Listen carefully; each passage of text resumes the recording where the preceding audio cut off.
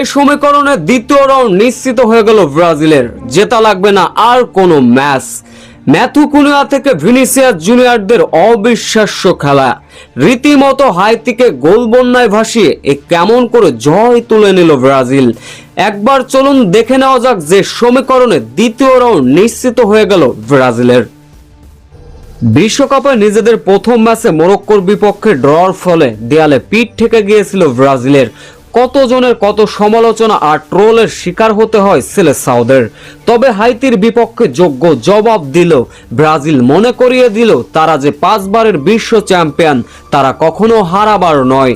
হাইতির বিপক্ষে চলেছিল শুরুতে আক্রমণ, ছুরি ঘুরিয়েছিলেন ভিনিসিয়াস জুনিয়র থেকে ম্যাথু কুনাহরা। ম্যাচের 23তম মিনিটেই লিড পেয়ে যায় ব্রাজিল। আক্রমণে ভিনিসিয়াস জুনিয়র থেকে ম্যাথু কুনাহা। ভিনিসিয়াস জুনিয়রের দুর্দান্ত বুদ্ধিমত্তা অ্যাসিস্টে পা বাঁধিয়ে গোল করলেন কুনাহা। এরপরও অবশ্য আক্রমণ চালিয়ে ম্যাচের 36 মিনিটে আবারও কুনাহর দুর্দান্ত গোল।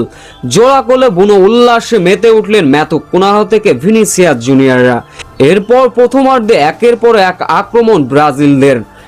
হাইতির রক্ষণভাগ ভেঙে দিয়ে ভিনিসিয়াস জুনিয়র ও কুনাহ যা করে দেখিয়েছেন, এই দুই ফুটবলারের কাছে নাকানি চুবানি খেয়েছে হাইতি। প্রথমার্ধের শেষ ভাগে এসে গোল করলেন ভিনিসিয়াস জুনিয়র, কোমর দুলিয়ে উল্লাসে মেতে উঠলেন। তাতে করে প্রথমার্ধে 3-0 গোলের বড় ব্যবধানে বিরতিতে যায় দুই দল। দ্বিতীয় অর্ধে এসে আরো বেশি ভয়ঙ্কর ফুটবল খেলতে থাকে ব্রাজিল। চালিয়েছে একের পর এক আক্রমণ। ম্যাচের বয়স যখন 67 মিনিট, আবারও লিডটা বাড়তে পারত ব্রাজিলিয়ানদের। মার্টিনেলির অসাধারণ দক্ষতায় গোলকিপারকে বোকা বানিয়ে গোল করেছিলেন। ম্যাচের 67 মিনিটে মার্টিনেলির শট, সেটা গিয়ে লাগলো গোল বারে, না হলে লিডের মাত্রা বাড়তে পারত ব্রাজিলিয়ানদের।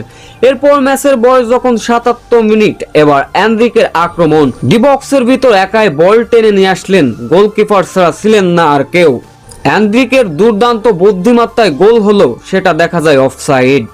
তবে শেষ পর্যন্ত হাইতিকে 3-0 গোলের বড় ব্যবধানে হারালো ব্রাজিল।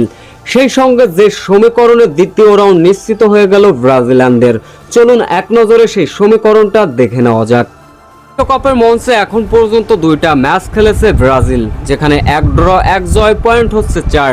পয়েন্ট টেবিলে তৃতীয় অবস্থানের থেকে শীর্ষে উঠে গেল ব্রাজিল। তবে ওই 4 পয়েন্ট নিয়ে দ্বিতীয় রাউন্ডে খেলবে ব্রাজিল। এখন পর্যন্ত শীর্ষস্থ অবস্থান ধরে রেখেছে ব্রাজিল। যেহেতু হাইতি ইতিমধ্যেই 2টা ম্যাচ খেলেছে, 2টাতেই হার, কোনো ড্র নেই, কোনো পয়েন্ট নেই, তাই তৃতীয় অবস্থানে থাকার সম্ভাবনা থাকলেও ব্রাজিল খেলবে দ্বিতীয় অবস্থান। যেহেতু এই পর্যন্ত পয়েন্ট টেবিলে শীর্ষে অবস্থান ধরে রেখেছে ব্রাজিল, তাই দ্বিতীয় রাউন্ড এক কথায় নিশ্চিত হয়ে গেল সেলেসাওদের। ব্রাজিলের শেষ ম্যাচ দুর্বল দল স্কটল্যান্ডের বিপক্ষে। সেই ম্যাচ যদি ড্র করে অথবা বড় ব্যবধানেও হারে, তবে ওই 4 পয়েন্ট নিয়ে তৃতীয় অবস্থানে থেকেও ব্রাজিল খেলতে পারে দ্বিতীয় রাউন্ড। তবে দুর্বল দল স্কটল্যান্ডের বিপক্ষে জয় পাবে ব্রাজিল, এটা সম্ভাবনা আছে। যেহেতু হাইতির বিদায় হয়ে গেছে, তাই এই পয়েন্ট টেবিলের শীর্ষে থেকে শীর্ষে অবস্থান